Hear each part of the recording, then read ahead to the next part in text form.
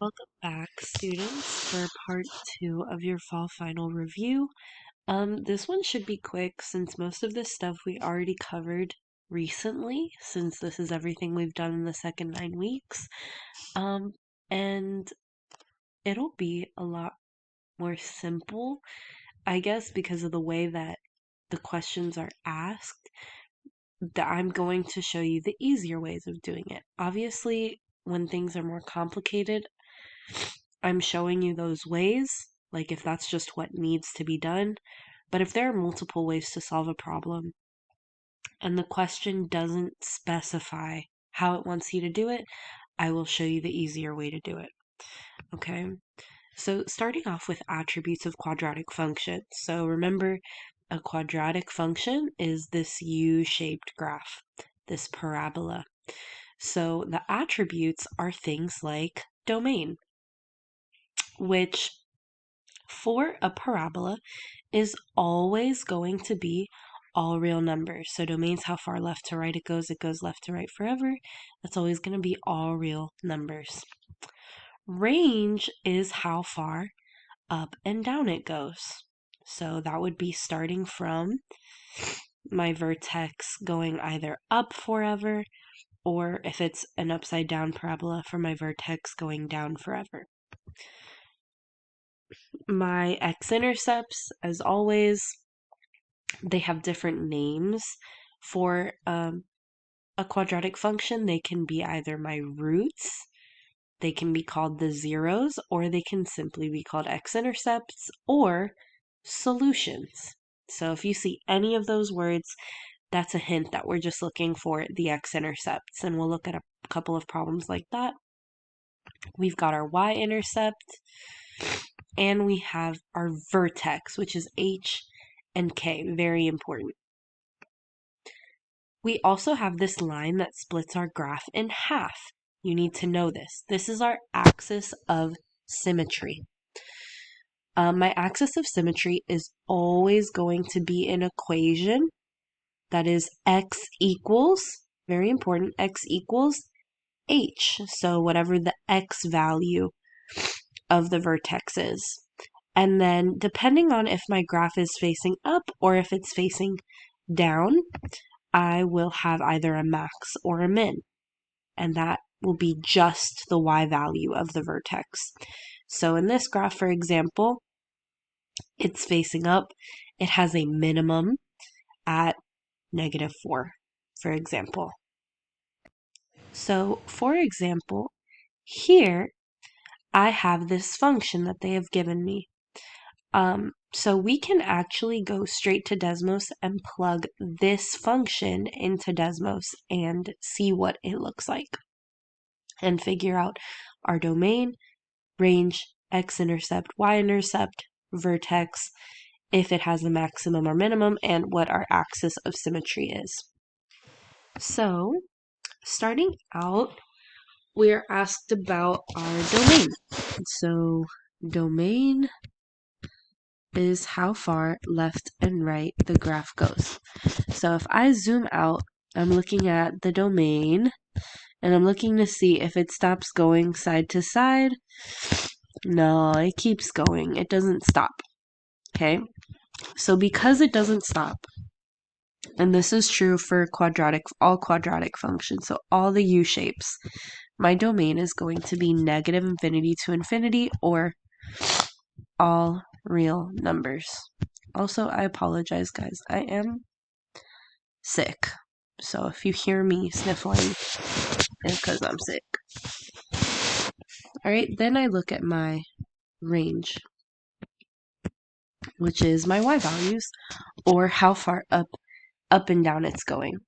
So I see that the furthest down it's going is 4. Or no, not 4. 0, because it's the y values. Okay, so range, domain is my x values. Range is my y values. So starting at 0, and then since it's going up forever, it's up to +infinity.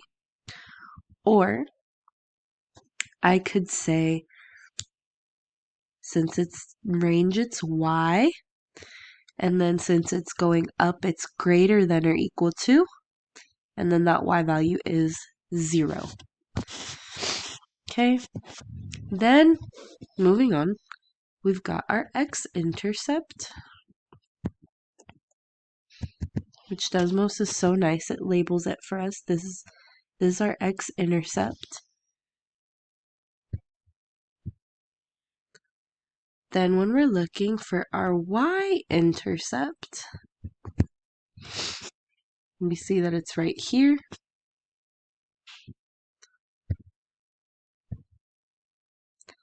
Okay, next thing that it asks us to find is our vertex, which our vertex is the pointy part of the graph, so it's this part, and so that is also 4, 0.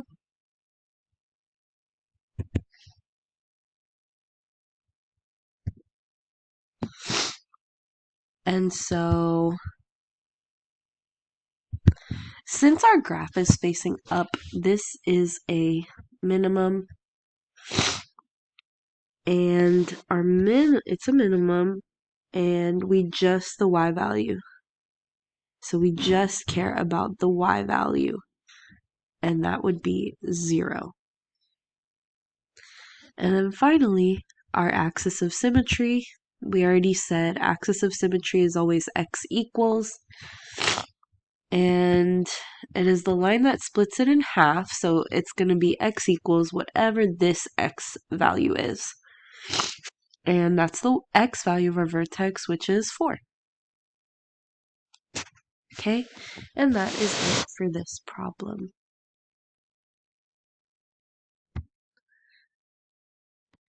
Moving on with transformations, I do expect to see you guys explain how you know where the transformations came from.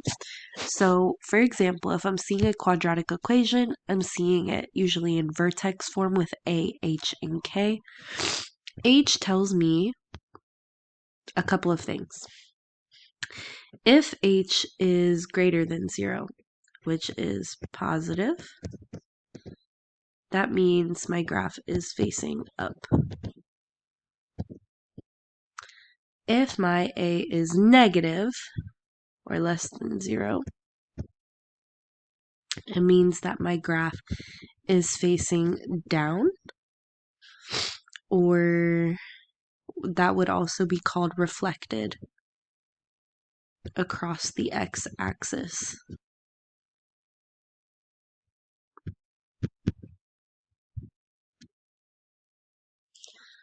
Okay, A also tells me, all right, if I look at the absolute value, meaning if I don't pay attention to if it's positive or negative, right, I just look at the absolute value of the number itself.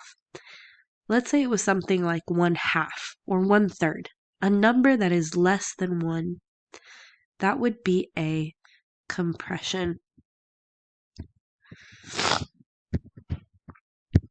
Meaning your graph would look a little wider or flat. Okay, but if the absolute value of a is greater than 1, so 1.5, 2, 3, that would be a vertical stretch, which would mean it gets more narrow or skinny. Okay, then when I look inside the parentheses with x minus h, so if I see x minus h, that means that it moves to the right by h. If I see x plus h, that would mean it moves to the left by h. And then finally, the k outside of the parentheses. So if I see plus k, that would mean my graph moves up. And if I see minus k, that would mean my graph moves down. So let's see an example where we would have to do this. So, just by looking at this equation, okay, when I look, I go from left to right. So first I look and I see if there's an A.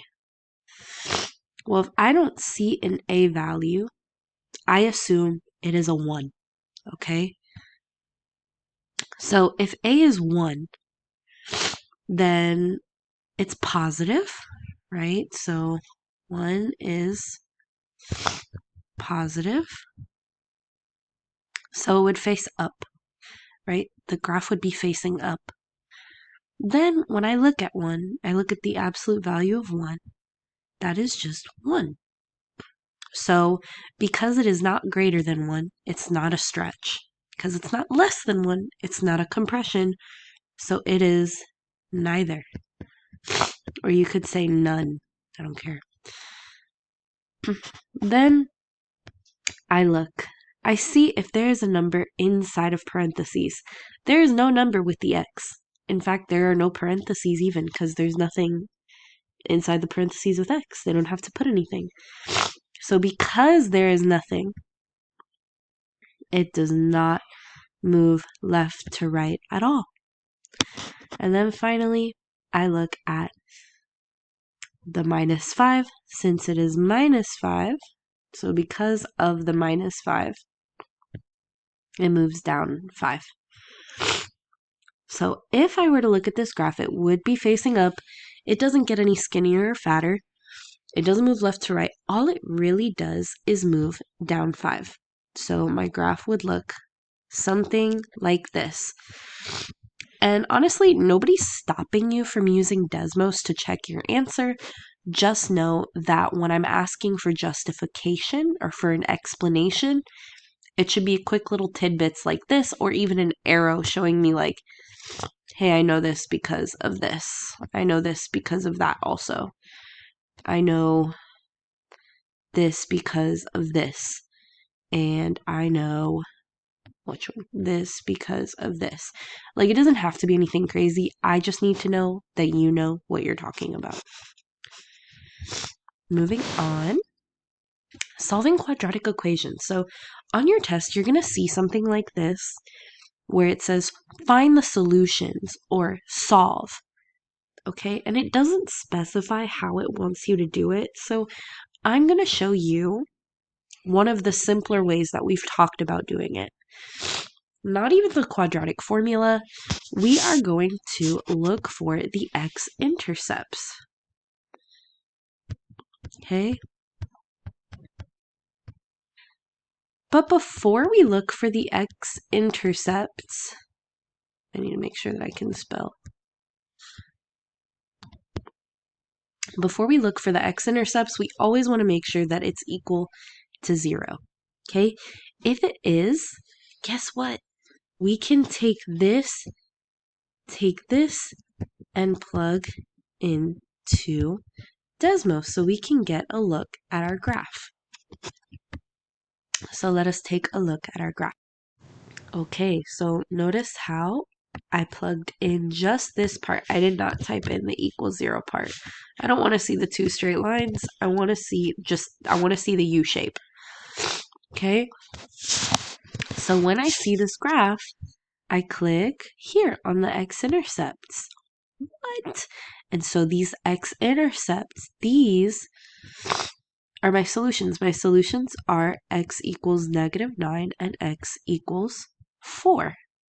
Okay? And so when you're showing your work,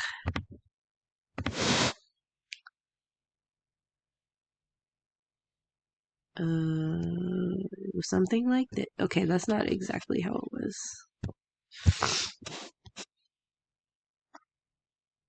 I don't know. 9, 4? I don't know. Right, yeah.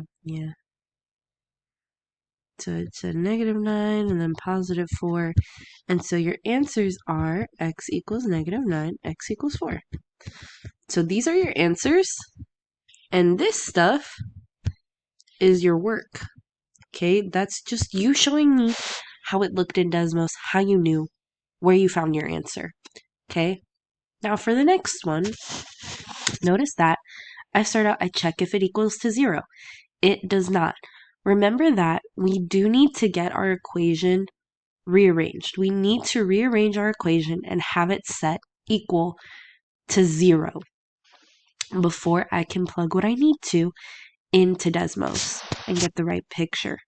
So since it does not equal 0, it equals 18, I want to move that 18 over to the other side. So I just do minus 18. And the 18 has no like terms. There's no other constants on that side, meaning there are no other numbers that just don't have an x. I have 5x squared. That doesn't get touched. My negative 21x has an x, so the 18 doesn't touch that. And then the minus 18 at the end. So this is what I can put into Desmos. This is what I'm going to go ahead and type in. So we're going to do that. Okay, so notice how it gave you something a little complicated. Like, notice how we plugged in the stuff that I told us to plug in. And then it did give us some complicated answers. They've got decimals. Whatever. Who cares? Those are just our answers. So our answers would be x equals, and we can round 0.73. And then my other one is x equals 4.93. And we're done. All right, and the last thing you're going to see with quadratics on this test, on the final, is the systems of equations with quadratics. So meaning that whole thing where if they cross, how many times they cross, and where they cross tells you the solution. So for example, 2 solutions would mean I have a quadratic, a parabola, a U-shape, crossing with a straight line, and they cross twice. Okay. 1 solution would mean they just cross once. No solution would mean they do not touch at all. Okay? So that's it. Moving on to square roots. So this is the other sort of idea that we talked about in the second 9 weeks. Okay, so starting with the attributes, it looks a little different from a quadratic function. It's not quite that normal U shape we look at. It's sort of a half of a U, and it's going sideways instead of either up or down. Our domain. So our domain is special because it's not all real numbers. So we'll see what that looks like in a bit. It does start from a value. Our range is similar. It starts from a value and either goes up or down forever. We have our x-intercept. We have our y-intercept. And we also have our vertex. So our vertex is also in the form h, k. And whenever we do domain and range for the square root functions, it is always going to be in this format. So our domain is always going to be either, starting from that h value going all the way to infinity, or x is greater than or equal to h.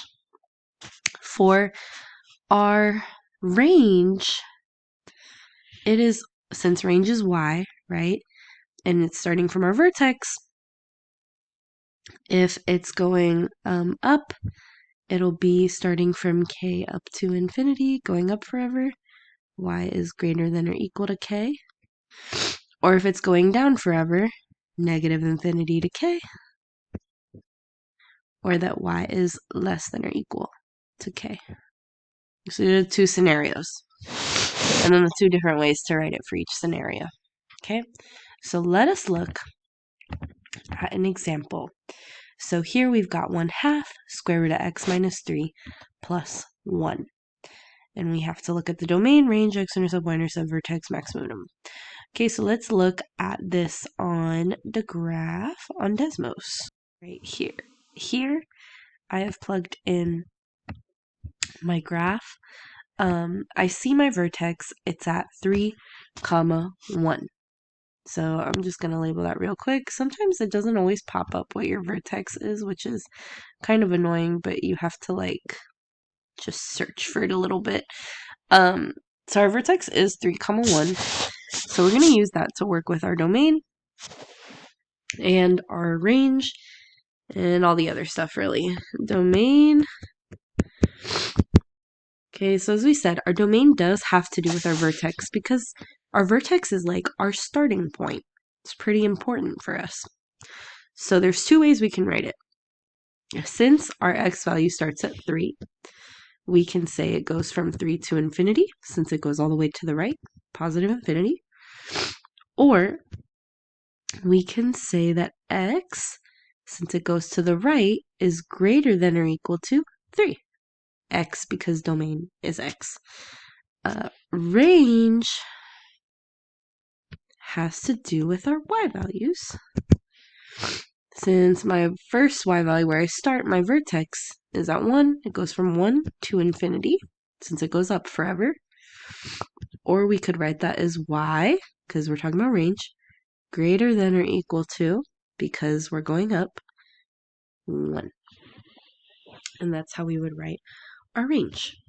Now for our x-intercept, I'm looking for where it crosses the x-axis, and you would very quickly find that it does not cross the x-axis, so that would be none.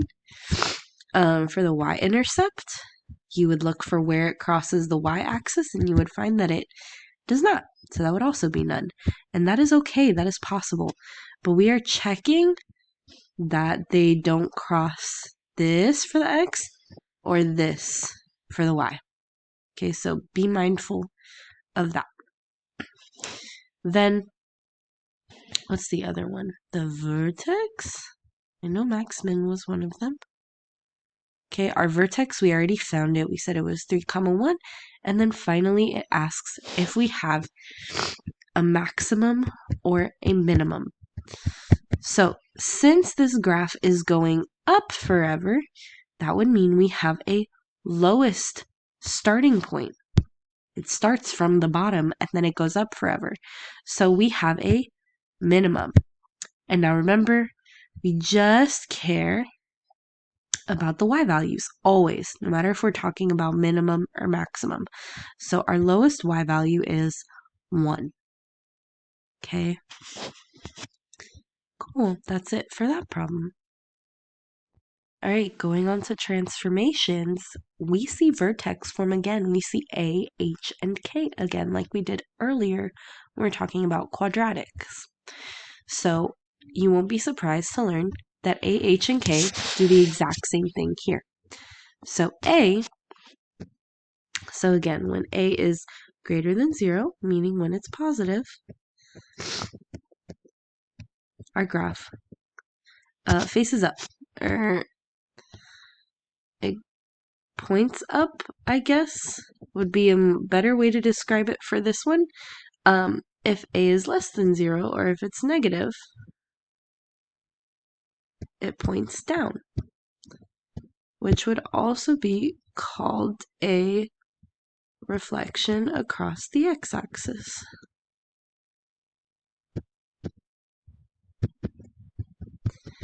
Remember that if the absolute value of A, so that number in front of the square root, if it is bigger than 1, it would be a stretch,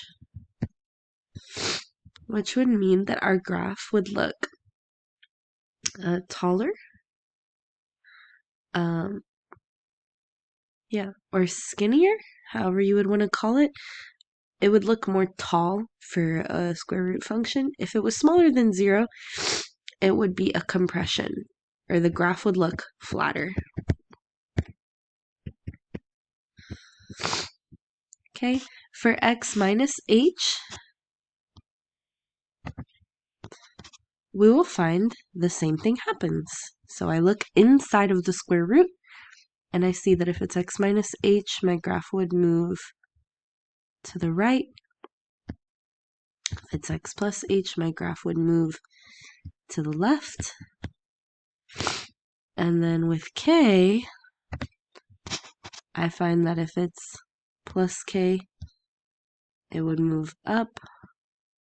If it's minus k, it would move down.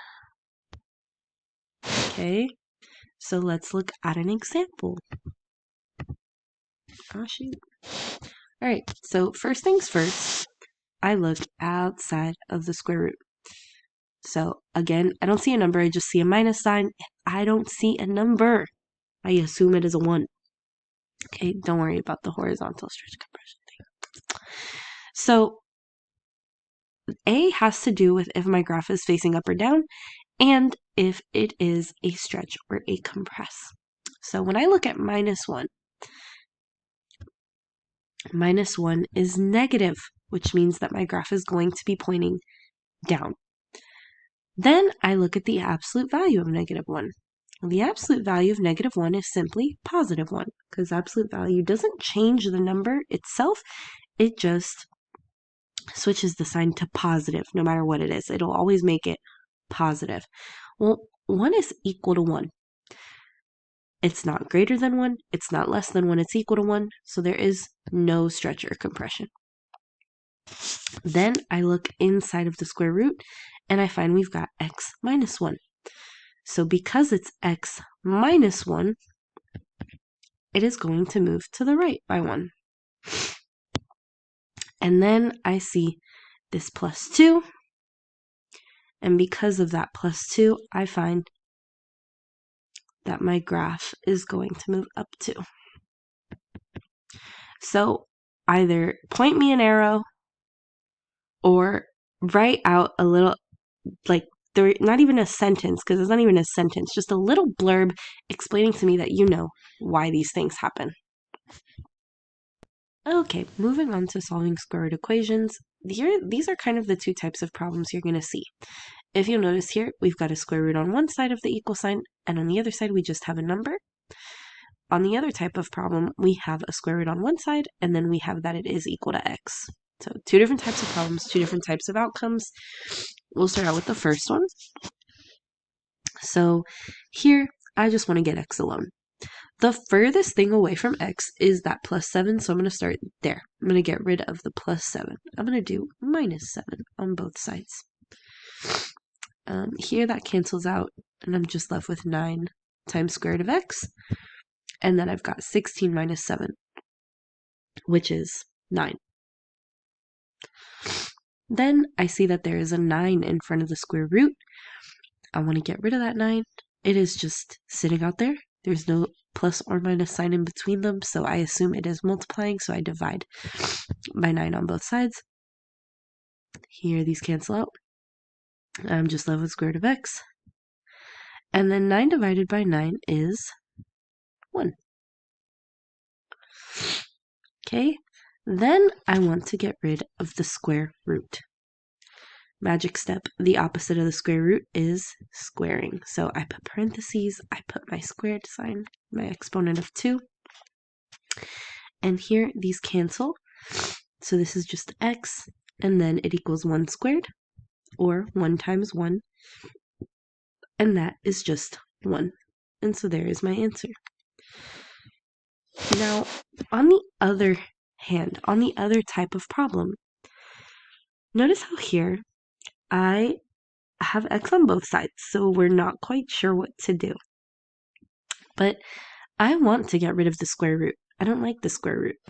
So I'm actually going to start out with getting rid of the square root, which is by squaring.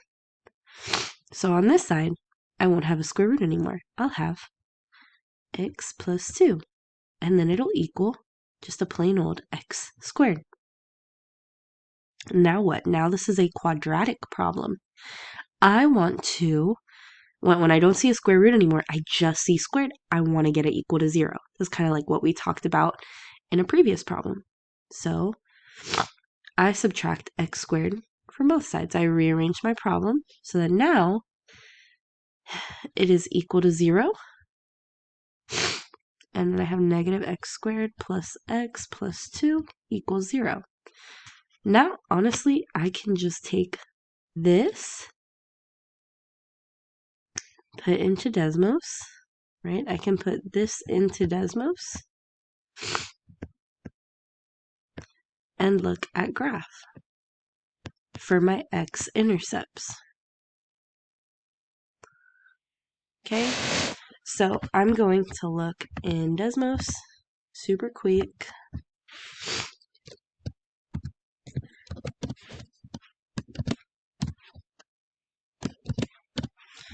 Okay, I was just making sure that was correct. All right, and I have two answers. I have my two x-intercepts. Let me close this so it's more clear. -1 and 2. So x equals -1 and x equals 2. Those are my two answers.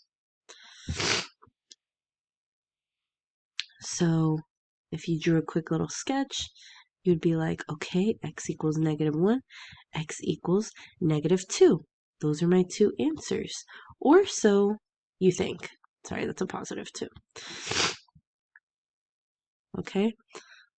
You have to check your solutions because when it equals x, that's when you know one of them is going to be extraneous, meaning one of them is going to be extra.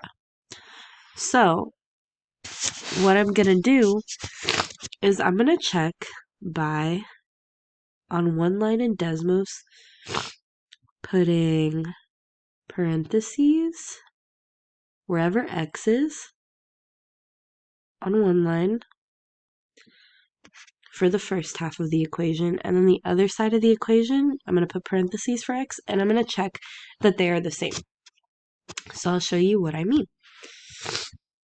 So my equation was square root of x plus 2, and the other side of the equation was x. So I'm checking that when I plug in x equals -1, that both sides of the equation equal -1. Now, what I see here is that this equals 1, and that -1 is just -1. If I put 2, I find that both sides of the equal sign give me the same thing. 2 is equal to 2. So, what does this mean? If for one answer I get something different, if I get that -1 is not equal to +1, but for the other one I get that 2 is equal to 2. Well, for the one that is a mismatch, that is not a valid answer. That one is extraneous. This one is my valid answer. Okay? So that is the extra step that you have to do using Desmos.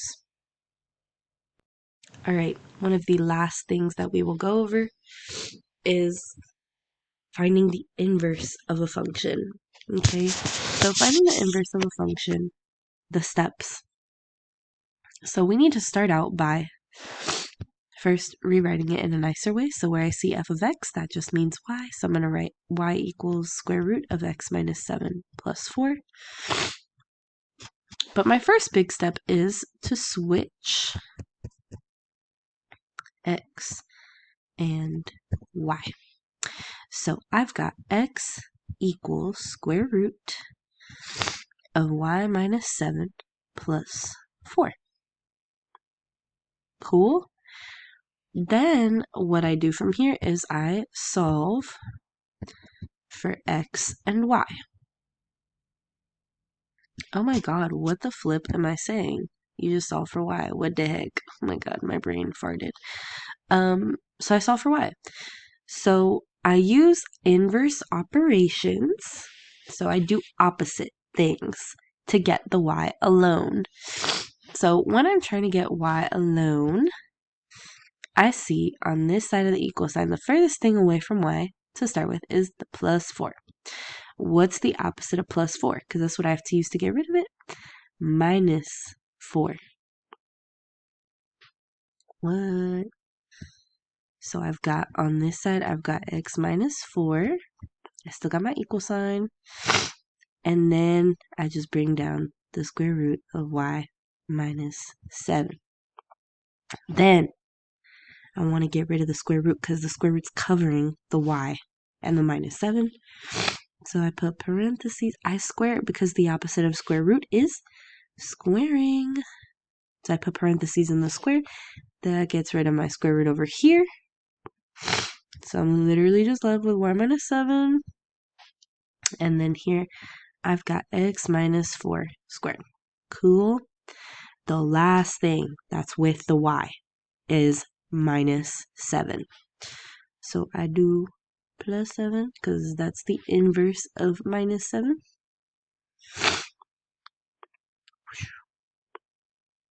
And that's it. My y is alone now. So my final answer is that y equals parentheses x minus 4 squared plus 7.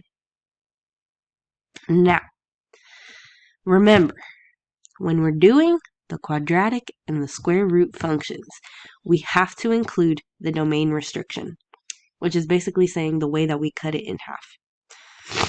Our domain restriction is always going to be x, because domain is x, greater than or equal to, because we always want to see the right half, the positive half, whatever, greater than or equal to. And then it's going to be the x value that was in here. Okay, so since it's minus 4, this is going to be a positive 4. So technically, this is the whole answer. So we have to include this little piece. This would be your final answer, unlike an answer choice. All right? And so, with that being said, that's it. So practice and extra credit will be linked on Canvas. Good luck on your final. Please do your best. You have all the tools that you need to be successful. Again, you can take notes from this video, from part 1 as well, and use them on your final. And then I can also use them to help. Like if you figure your life out on this final and you pick up on stuff that you didn't pick up in the first 9 weeks, I can help you out so that hopefully we can get you passing for the semester, or even getting you to a high enough grade that makes it easier to average pass for the year by the end of the school year. Please do your best. Let me know if you have any questions. Remember that all your assignments are due on the day of your class's final exam. Bye.